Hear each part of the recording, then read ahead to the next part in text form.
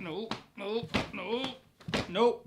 You're not gonna get in this time, YouTube. What do you want? We need you to make a video about box office numbers, especially Peter Rabbit. No. I don't care. I don't care about box office numbers, okay? That doesn't make a difference about it. I don't want to make a video about that. Why the fuck would I make a video about that? Don't you want to be on one of those internet movie talk show panels? No, not if that's what they're gonna talk about. I don't. No. I want to talk about movies, not about box office numbers. That doesn't mean anything, for Christ's sakes. Well, can I at least come in and get a snack? What? All right. Welcome to Room 666. We are never gonna discuss shit like box office numbers around here because that shit does not matter. We're talking about films. We're talking about movies. And today, we're gonna be discussing the newest Alex Garland film, Annihilation. The film stars Natalie Portman, Jennifer Jason Leigh, Gina Rodriguez, and Tessa Thompson. We're going into the Annihilation jungle, baby, and we might not come out. After her husband comes home from a secretive expedition into an area known as the Shimmer, where the rules of nature don't apply, a biologist, played by Natalie Portman, decides to take the same expedition in order to find answers, and she might not like what she finds. Annihilation. Is it real? We'll find out. All right, let's talk about Alex Garland, who was the director of this film. This is his second behind the camera. He did Ex Machina, which I love. This is a fantastic film. The fact that he's still keeping his style with this, even though this was a big blockbuster sci-fi film, not as kind of small as Ex Machina, but you still feel that kind of cold stillness in his directing, and that's a good thing because it gives you this sort of sense of dread. Something bad's gonna happen.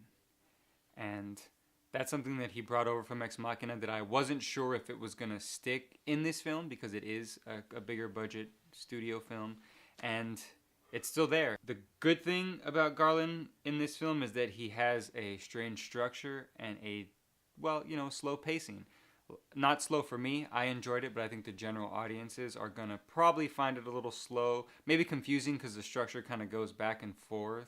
And it doesn't really explain it to you that it's going to a flashback or anything. It doesn't just hit you over the head with it. So I think that might bother some people, but I enjoyed that because I think it really added to the story. It really gave it, like I said, a sense of dread, a sense of not really knowing what's going to happen next. I wasn't sure that this was going to be like I thought it was going to be maybe some kind of jump scare type of typical PG, horror film type sci-fi thing, but it's not at all. It's really extremely violent, more violent than I thought it was going to be. Like really, really violent. Like people's faces getting ripped off and you like see that. So that was really cool. That was nice to see. It was very refreshing to have in that. It made it feel, more intense, more real. It's definitely something I think you need to see in the theater because I think the sound design in it is amazing and the soundtrack. You also have some really cool visuals that are sort of, run-of-the-mill sci-fi stuff, but I think they fit the film. It's nothing that's going to blow you away or anything, but it's pretty cool if you were like on acid. I think that's pretty much what you would see. That's what I see. That's what I've seen on acid. It's a film that asks more questions than it gives you answers, and I like those type of films. It's got an ending that you're just like, wait, what? Where is this going to go? Where can this go? It's not over yet. So I like movies that do that when they're more ambiguous than they don't just say like, hey, we're just going to wrap up this story, because it's a big kind of heady story. There's a lot to it, and he puts a lot in it. He gives it a lot of heart. He gives it, like I said, he just gives it more brains than movies like this would usually go for. And sure, it's got hints of the studio being there with sort of jump scares and things like that, and it's sort of seeping through a little bit, but I think he managed to make a really kind of slow-paced, just violent sci-fi thriller that I think will leave a lot of people kind of scratching their heads, but in a good way, in my opinion. So, good job, Garland. You're on a roll. If we can keep getting films like this from you, that would be great. All right, first up, we have Tuva Novotny and Gina Rodriguez. Both of them are on the crew that go with Natalie Portman into the Annihilation jungle. Tuva does a good job of playing her character, who doesn't really have too much of a huge role in the film, but she does have a very sort of significant part with Natalie Portman. They kind of have a one-on-one together that's sort of significant to what's going on in the story. And she does a good job of bringing sort of a likeness to that character. I'd never heard of this actress before, so she was a fresh face that I had never seen. And I really kind of enjoyed her character. She was, just sort of a very distinctive personality with that. In terms of Gina Rodriguez, I'd never seen her before in anything. I know she's from Jane the Virgin, but she plays a pretty tough character here. She's a paramedic, but she has kind of a pretty big personality in this, and I really like that. I really like that from her. I think she did a good job of doing that. To me, I could have felt like she played these characters all the time. I feel like that maybe isn't the case, but I mean that in the best way possible. So both of these characters kind of are small roles, but they have sort of significant parts. Especially what Gina Rodriguez needs to do. She kind of goes through this little arc in her character, which I thought she did a good job of doing and showing the change that she goes through from sort of kind of being a tough sort of kind of not paranoid, but she's a reactionary to actually kind of losing her mind, and I like seeing that. And they both do a good job, and I'd like to see more from them, especially in roles like this. So good stuff. All right, in the other half of the team, going in with Natalie Portman, we got Jennifer Jason Leigh and Tessa Thompson. These are two totally different actresses and two totally different characters. In terms of Tessa Thompson, she plays sort of a shy, kind of meek scientist, I believe. I'm not really sure exactly of what. Maybe she's like a physicist or something. I'm not sure, and I'm sorry about that. But what we care about here is the character, not necessarily what she does. So she plays this character in a very quiet way, but her presence is still felt there. I think Tessa Thompson is a fantastic actress. This particular role isn't really significant in the story. She has some parts that really stand out, but because it's Tessa Thompson, I think she adds more layers to that particular character than were probably there on the page. So it's just good to kind of see her act against, Natalie Portman, Jennifer Jason Leigh, and everybody in the cast. And just kind of being a part of Alex Garland's style. I think Tessa Thompson's acting fits perfectly with that. If you've seen her like in Westworld and just the different things that she's able to do.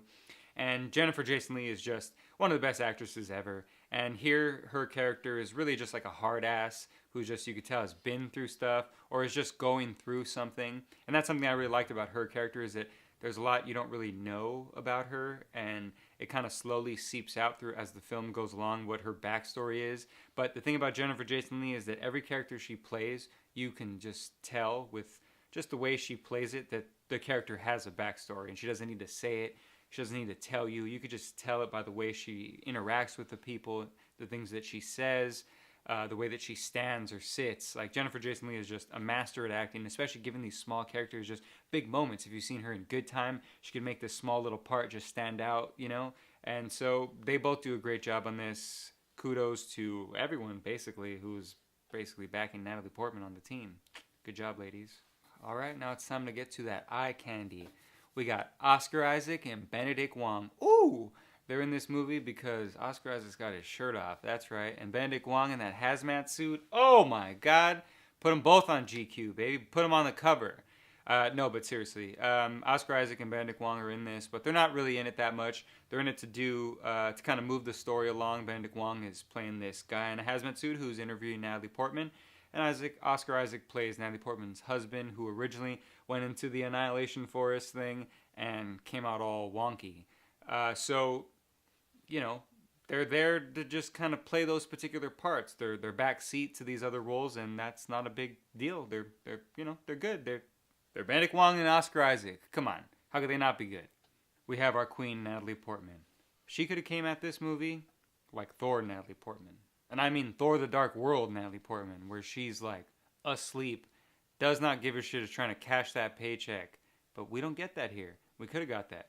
Now, do we get Jackie Black Swan Natalie Portman? No, she's not going to win any Oscars for this, but she's really giving a good layered performance for this character.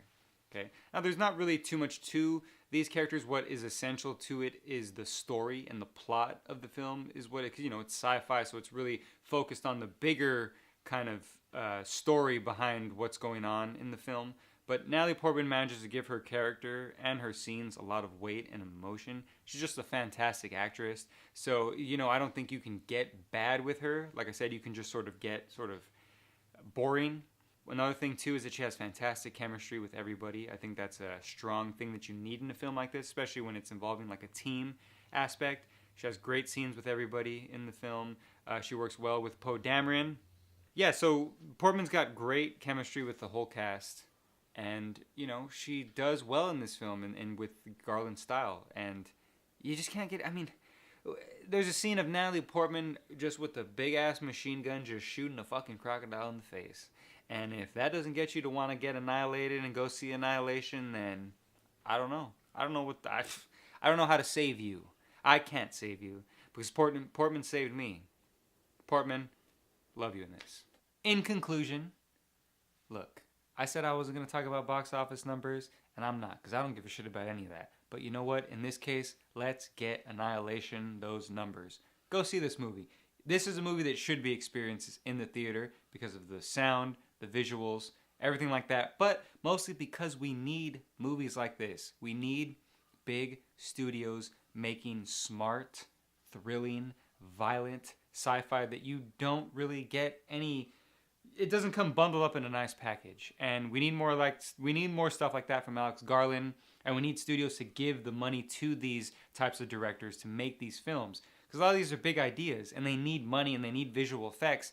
But if we don't give these type of films money in the box office, then we're going to get shit like Life and fucking Cloverfield Paradox, and we're just gonna get dumped that shit because they think we're idiots. And we're not idiots, are we? No, I don't think that we are. I think you're all very smart people. And sure, this is a little slow paced, and you're gonna have to sit down. And you're gonna have questions. You're gonna be like, oh, what's going on? And it's probably gonna only be 10 minutes into the film. But you know what you could do? You just calm down and you just wait till the film's over. And you're gonna have some questions, sure. But the film is gonna make you. You're gonna feel something because it's thrilling, it's violent, it's sci-fi. It's got all those things you love. Go see this film. Go give Garland and Portman your money. Hey everybody, thanks for watching our video. If you liked that video, please make sure to like and subscribe to our channel and share your videos on all your social media accounts.